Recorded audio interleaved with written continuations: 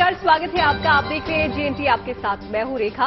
और इस साल के पहले सूर्य ग्रहण की हम बात करेंगे, जिसको लेकर हर दिन अलग अलग विषयों पर हम चर्चा कर रहे हैं। और इसी कड़ी में आज हम बात करने वाले हैं सूर्य ग्रहण के राशियों पर पड़ने वाले प्रभाव की। और विज्ञान के लिए भले ही ये खगोलीय घटना हो, लेकिन ज्योतिष शास्त्र में सूर्य ग्रहण का अपना एक बड़ा महत्व होता है। मान्यता है कि सूर्य ग्रहण का सभी 12 राशियों के जातकों पर असर पड़ता है, और ये असर सकारात्मक भी होता है और नकारात्मक भी होता है। नमस्कार, बहुत बहुत स्वागत है आपका। मैं हूं आपके साथ गुंजन। 20 अप्रैल को लगने जा रहे सूर्य ग्रहण का क्या संयोग है, धार्मिक मान्यताएं क्या हैं, ज्योतिषीय गणना के हिसाब से किस राशि के जातकों के लिए ये सूर्य ग्रहण कैसा रहने वाला है, इन सब के बारे में बताने के लिए हमारे साथ खास मेहमान भी होंगे। लेकिन उससे पहले एक खास रिपोर्ट देखिए आप।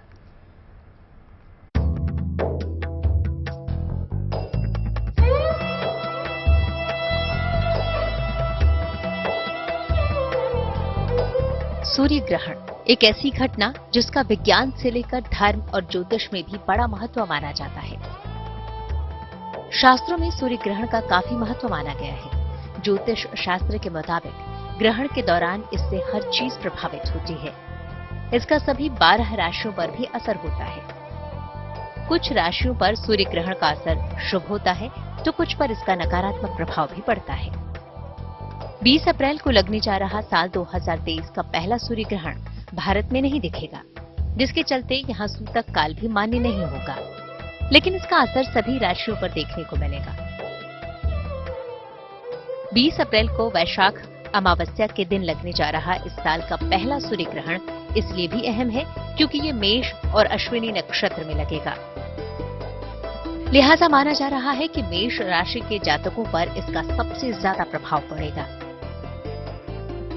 20 अप्रैल को लगने जा रहा सूर्य ग्रहण वृष, मिथुन, धनु और मीन राशि वाले जातकों के लिए शुभ प्रभाव वाला माना जा रहा है। तो मेष राशि के साथ ही सिंह, कन्या, वृश्चिक और मकर राशि वाले जातकों के लिए उतार चढ़ाव वाला साबित हो सकता है। इसी तरह सूर्य ग्रहण कर्क, तुला, कुंभ समेत सभी राशि के जातकों पर अपना कोई न कोई प्रभाव छोड़ेगा। हालांकि ग्रहण के विपरीत प्रभाव को कम करने के उपाय भी बताए गए हैं। मान्यता है कि पानी में तुलसी दल डालकर पीने से सभी राशि के जातकों को ये शुभ फल देगा। हालांकि विज्ञान के मुताबिक सूर्य ग्रहण एक खगोलीय घटना है। जब चंद्रमा घूमते हुए सूर्य और पृथ्वी के बीच में आ जाता है, तो सूर्य की चमकती रोशनी चंद्रमा की वजह से दिखाई नहीं पड़ती। चंद्रमा के चलते सूर्य पूरी तरह से या आंशिक रूप से ढकने लगता है, जिसे सूर्य ग्रहण कहा जाता है। Bureau report, good news today. तो इस साल 4 सूर्य ग्रहण पड़ने वाले हैं, जिसमें सूर्य ग्रहण भी होंगे और चंद्र ग्रहण भी होंगे। पहले सूर्य ग्रहण का राशियों पर क्या असर पड़ने वाला है, ये हम जानने की कोशिश करेंगे। साथ ही साथ क्या उपाय जो जातक हैं अलग अलग राशियों के वो कर सकते हैं। और इन तमाम चीजों पर जानकारी देने के लिए हमारे साथ 2 मेहमान जुड़ चुके हैं। पंडित अरविंद शुक्ला जी स्टूडियो में हमारे साथ मौजूद है, बहुत बहुत स्वागत अरविंद जी आपका। साथ ही साथ हमारे साथ जुड़ गई है वान्या आर्या जी, आपका भी बहुत बहुत स्वागत। बिल्कुल, दोनों ही खास मेहमानों का स्वागत है जीएनटी के इस खास कार्यक्रम में। और शुरुआत यहां पर अरविंद जी आपसे करना चाहूंगी कि सूर्य ग्रहण की तो हम बात कर ही रहे हैं पिछले 2-3 दिनों से। आज जो खास तौर से हम इस ग्रहण को लेकर चर्चा करेंगे, वो करेंगे राशियों पर पड़ने वाले असर की और उसके उपाय की। तो राशियों पर सबसे पहले आपसे जानना चाहूंगी, जो शुरुआती 3 राशियां हैं, क्योंकि 12 राशियों की हम बात करने वाले हैं, तो शुरुआती 6 राशियों के बारे में आप बता दें कि किस तरीके से जो 6 राशियां हैं उन पर ये ग्रहण असर डालने वाला है। देखिए, जैसा कि ये सूर्य ग्रहण वर्ष का पहला सूर्य ग्रहण है। टोटल इस वर्ष में 3 सूर्य ग्रहण पड़ने हैं, जिसमें से ये प्रारंभ का प्रथम है। और ये सूर्य ग्रहण जो है अपने भारत देश में ना ही इसका जो है सूतक काल होगा और ना ही इसका ग्रहण काल होगा। ये बाहरी देशों में सूर्य ग्रहण पड़ेगा और बाहरी देशों में इसका अच्छा खासा प्रभाव पड़ेगा। ये सूर्य ग्रहण मेष राशि अश्विनी नक्षत्र में पड़ रहा है 20 अप्रैल को, और ये सूर्य ग्रहण दिन बृहस्पतिवार को पड़ेगा। तो ये सूर्य ग्रहण जैसे मेष राशि में पड़ रहा है, तो मेष राशि जिनकी है उनके सूर्य जो है शरीर पे ही है और सूर्य पंचम में स्थित है। तो उन व्यक्तियों को अपने अध्ययन के क्षेत्र में, संतति के क्षेत्र में आदि आदि चीजों पे विशेष ध्यान देना होगा। और मेष राशि के जातकों के जो ये सूर्य की स्थिति है वो थोड़ा सा शारीरिक पीड़ा, शारीरिक कष्ट और शारीरिक रोग व्याधि बाधाओं से ग्रसित हो सकते हैं। तो उनको सूर्य की आराधना करनी है, अर्थात भगवान सूर्य नारायण के लिए जो है अर्घ देना है। तांबे के पात्र में गुलाब का फूल डाल के, गंगा जल और गुड़ डाल के भगवान सूर्यनारायण को अर्घ दें और 45 दिन तक अपनी सेहत का विशेष ध्यान रखें। ये मेष राशि वाले अपने विषय का विशेष ध्यान देंगे। साथ में पंचम में सिंह, जब मेष राशि होगी तो पंचम भाव में सिंह में सूर्य होगा, तो इस 45 दिन के अंतराल में जो गर्भस्थ स्त्रियां हैं उनको अपने गर्भ में पलते हुए शिशु के तरफ विशेष जो है ध्यान रखना है और 45 दिन तक अपना विशेष जो है शिशु के प्रति डॉक्टरी सलाह लेते रहना है। यदि जिस दिन सूर्य ग्रहण पड़ रहा है उसी दिन किसी का जन्म हो रहा है, उसी दिन किसी भी का जो है जन्म हो रहा है, तो उस दिन इस ग्रहण का ज्यादा प्रभाव पड़ेगा, क्योंकि ग्रहण काल जो होता है वो सूर्य से संबंधित इतना ज्यादा अत्यधिक प्रभाव देता है कि पूरे जल जीवन को प्रभावित कर देता है। तो ये मेष राशि वाले विशेष करके अपने जो है स्वास्थ्य का विशेष ध्यान देंगे और अपने स्वास्थ्य को मेंटेन करके चलेंगे। ये रहा मेष राशि के विषय में। अब वृष राशि के विषय में बात करूं तो जिनकी वृष राशि है उनके ये ग्रहण 12वें स्थान पे पड़ रहा है, अर्थात व्यय स्थान पे। तो हर चीज जो है व्यय में जाएगी। किसी भी चीज का व्यय होना, पैसे का अपव्यय हो जाना, व्यर्थ की यात्राएं होना, व्यर्थ का इधर उधर घूमने में आपका खर्च हो जाना, और उधर से यदि दृष्टि देखें तो षष्ठम स्थान में दृष्टि पड़ रही है, वहां भी आपके ऋण रोग में आदि जो है प्रभाव ज्यादा डालेगा। तो जो जिनकी वृष राशि है उनको अपने खर्च पे ध्यान रखना है, उनको अपने घूमने फिरने में यात्राएं ज्यादा नहीं करनी है, यात्राएं में अपने आप को संयम रखना है और रोग व्याधि बीमारी जो भी उनको उत्पन्न हो उसका विशेष सावधान अपने आप में जो है रखें और उन बीमारियों को किसी भी प्रकार से पनपने ना दें। और ये मैंने बताया कि सूर्य ग्रहण का प्रभाव 45 दिन तक विशेष रहता है। सूर्य एक ऐसा ग्रह है कि सचराचर पूरे ब्रह्मांड में अपना प्रभाव अत्यधिक दिखाता है। क्यों? क्योंकि सूर्य और चंद्रमा जो दो ऐसे ग्रह हैं जो कि साक्षात दिखते हैं, इस सृष्टि में अपना वो बहुत अत्यधिक प्रभाव डालते हैं। यदि 100% दिए जाएं तो उसमें से सूर्य और चंद्रमा ही लगभग 35% ले जाते हैं, यानी 20% चंद्रमा और कम से कम जो है तो 15% जो है सूर्य को दिया जा सकता है अंकों में। तो सूर्य का प्रभाव अत्यधिक पड़ता है। इसलिए जिनकी वृष राशि है वो अपने खर्च पे, अपने इधर उधर की यात्रा पे, अपने घूमने फिरने पे और अपने शत्रुओं पे, कोर्ट कचहरी पे आदि आदि चीजों पे अपना विशेष ध्यान देके चलें। उनके लिए ये सूर्य ग्रहण जो है अच्छा नहीं है। अब बात करें यदि मिथुन राशि के विषय में, तो जिनकी मिथुन राशि है उनके ग्रहण जो है आय स्थान पे होगा, अर्थात अर्निंग क्षेत्र को प्रभावित करेगा। आपकी कहीं यदि कोई पैसा का लेन देन कर रहे हैं तो उसको सावधानी पूर्वक करें। किसी जगह से यदि आपकी पेमेंट आनी है तो उस पेमेंट को आप अपने जो है शीघ्र लेने का प्रयास करें। और जो आपके छोटे बड़े भाई हैं उनके स्वास्थ्य के विषय में आपको जो है विशेष ध्यान रखना है। उसके साथ साथ इस सूर्य की जो दृष्टि पंचम में पड़ेगी, फिर से मैं वही कह दूं कि यहाँ पे फिर से जो दृष्टि पड़ रही है वो आपके पंचम में पड़ेगी। तो पंचम की दृष्टि जो है संतान के लिए, स्वास्थ्य के लिए, विद्याध्ययन क्षेत्र के लिए, जो कॉम्पिटिटिव एग्जाम देने वाले विद्यार्थी हैं वो अपने विषय में विशेष ध्यान देंगे। ये 45 दिन तक आपका जो है ज्यादा प्रभावशाली रहेगा। बिल्कुल अरविंद जी, शुरुआती 3 राशियों के बारे में आपने बताया। अगली जो 3 राशि हैं, कर्क, सिंह और कन्या, उसके बारे में वान्या जी आपसे समझने की कोशिश करेंगे कि इस सूर्य ग्रहण का इन 3 राशियों पर क्या असर पड़ेगा। Thank you Gunjan ji. GNT के सभी व्यूवर्स को मेरा ढेर सारा प्यार। मैं वान्या आर्या आप सभी से आने वाले सूर्य ग्रहण की बात करूंगी जो कि 20 अप्रैल और दिन गुरुवार को पड़ रहा है। क्योंकि यहाँ पर सूतक काल नहीं है तो बहुत ज्यादा इम्पैक्ट नहीं आएगा।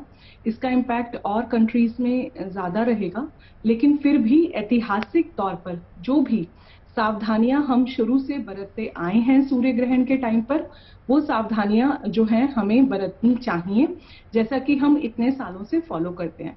क्योंकि सूर्य हमारी आत्मा का कारक है। हमें सूर्य उपनिषद में ब्रह्मदेव का भी दर्जा दिया गया है। सूर्य हमारी विल पावर का कारक है। सूर्य हमें जीवन में कॉन्फिडेंस देता है। सूर्य हमें जीवन में एक उच्च पद देता है। सूर्य हमें जीवन में एक अच्छा पॉलिटिकल करियर देता है। सूर्य जो है हमारे कॉम्पिटिटिव एग्जाम्स का कारक होता है। सूर्य हमारे जीवन में हमारे अहम का कारक होता है, हमारे ईगो का कारक होता है। सूर्य हमारे जीवन में हमारे गर्व का कारक होता है, हमारे प्राइड का कारक होता है।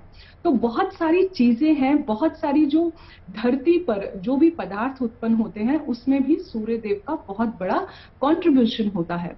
सूर्य हमारे जीवन में हमारे तेज का कारक होता है, हमारे ओज का कारक होता है। सूर्य देव हमारे जीवन में कुष्ठ रोगों का कारक होता है, हड्डियों का कारक होता है, हमारे नेत्रों का कारक होता है, हमारे हृदय का कारक होता है, हमारे पेट से रिलेटेड जो भी प्रॉब्लम्स आती हैं उन सब चीजों का कारक होता है।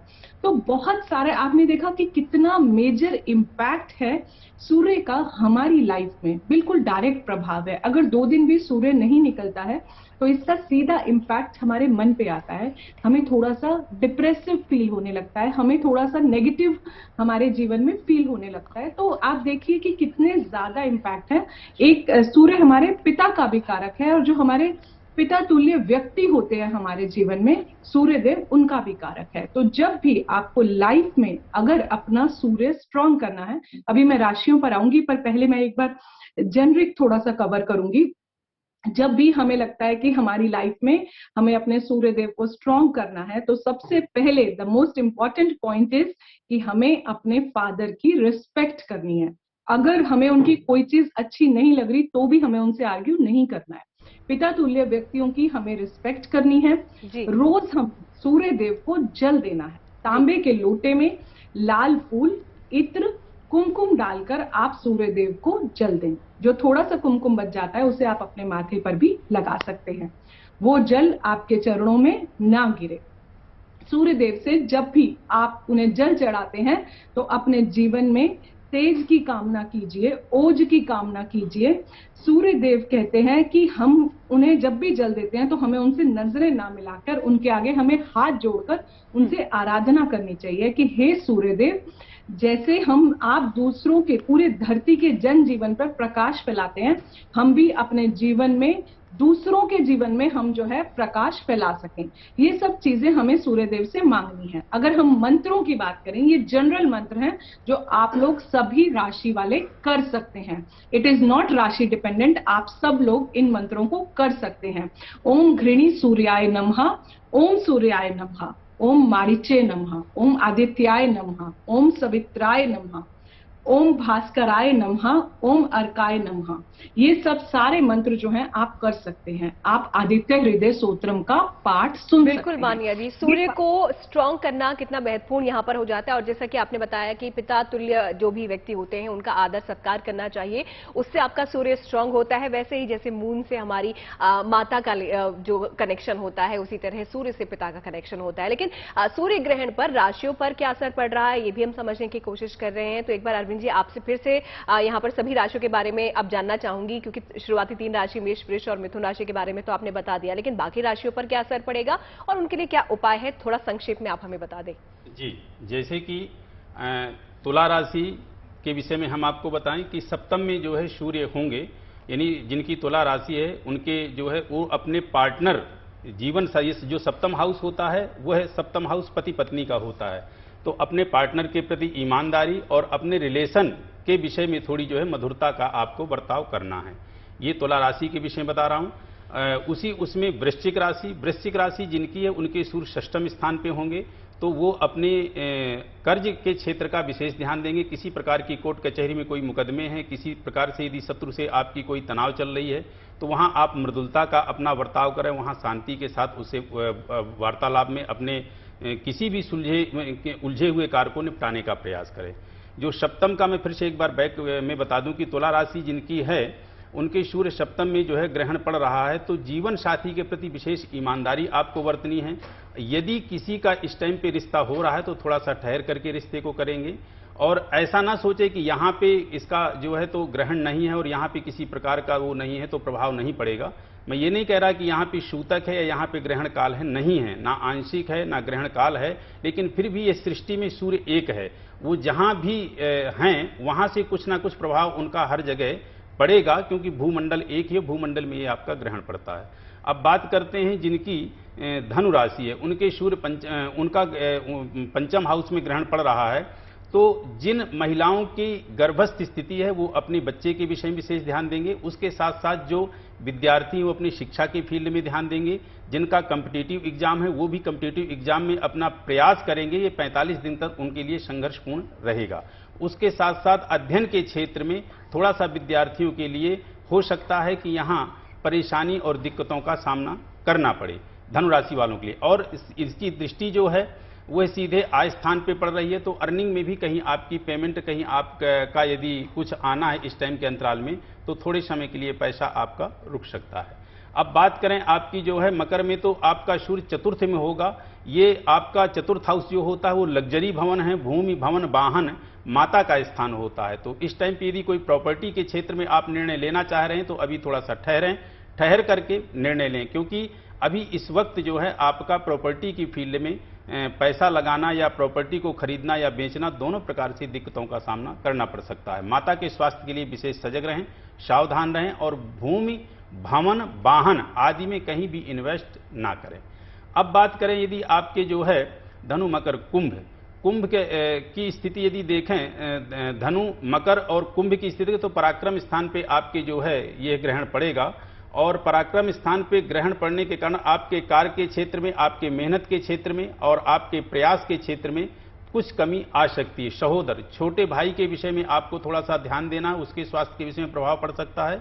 पराक्रम स्थान में थोड़ा सा यह है कि हो सकता है कि आप जितनी मेहनत करें उसके अनुसार आपको प्रतिफल ना प्राप्त हो, ये थोड़ा सा आपको जो है विशेष ध्यान देना है। इसके बाद जिनकी धनु मकर और कुंभ और जिनकी मीन राशि है उनके जो है तो ग्रहण काल ये आपका व्यय स्थान द्वितीय स्थान पे पड़ेगा। तो द्वितीय स्थान पे जिनका ग्रहण है उनको थोड़ा सा अपने आर्थिक के क्षेत्र में, अर्थात जो आपकी अर्निंग है उसमें बैलेंस का भी ध्यान रखना है और खर्च का भी ध्यान रखना है, क्योंकि दूसरा स्थान जो हमारे होता है धन का होता है और संपदा का होता है। बिल्कुल अरविंद जी, आपने सभी राशियों के बारे में बताया कि किस राशि पर क्या असर पड़ेगा। वन्या जी, अब आपके पास मैं आऊंगी और जल्दी से समझने की कोशिश करेंगे कि क्या उपाय ऐसे वक्त में राशियों को करना चाहिए, कौन सी राशियों पर बुरा प्रभाव पड़ेगा, कौन सी पे अच्छा, संक्षेप में बताएं। Thank you. तो अगर हम उपायों की बात करते हैं तो जैसे ही जब आपका ग्रहण खत्म होता है, सबसे पहले जब ग्रहण चल रहा होगा आपको मंदिर में मूर्तियों को नहीं छूना है। आप उस टाइम पर मानसिक जाप कर सकते हैं। जब आप मानसिक जाप करते हैं तो आप कहीं भी बैठकर आप मंत्र कर सकते हैं। सूर्य को आपको अपनी डायरेक्ट आईज से, नेकेड आईज से आपको नहीं देखना है। और अगर उस ड्यूरेशन पर अगर आप अवॉइड कर सकते हैं तो आप बाहर जाना प्लीज अवॉइड करें, क्योंकि उस टाइम पर यूनिवर्स में जो भी रेडिएशंस होती हैं वो हमारे लिए बहुत ज्यादा हानिकारक होती हैं। बिल्कुल, तो आप बिल्कुल। उस तो क्या क्या सावधानी यहाँ पर बरतनी है, किस तरीके से बरतनी है और राशियों पर क्या असर पड़ने वाला है, और अलग अलग राशि के जो जातक हैं उनको क्या करना चाहिए, किन चीजों से बचना चाहिए, तमाम जो चीजें हैं महत्वपूर्ण इस सूर्य ग्रहण से जुड़ी हुई वो हमने आपको बताई। और पहले इसीलिए हम बता रहे हैं ताकि आप सावधान रह जाएं, क्योंकि 20 तारीख को सूर्य ग्रहण है लेकिन उसके असर पहले से दिखने शुरू हो जाते हैं। हमारे साथ हमारे खास मेहमान अरविंद जी जुड़े और वानिया जी जुड़ी, आप दोनों का ही बहुत बहुत शुक्रिया और ये जानकारी हमारे दर्शकों तक पहुंचाने के लिए भी आपका बहुत बहुत शुक्रिया। तो चलिए इसी के साथ इस खास पेशकश में इतना ही, हमें आप दीजिए इजाजत, लेकिन अच्छी खबरों के लिए देखते रहिए GNT।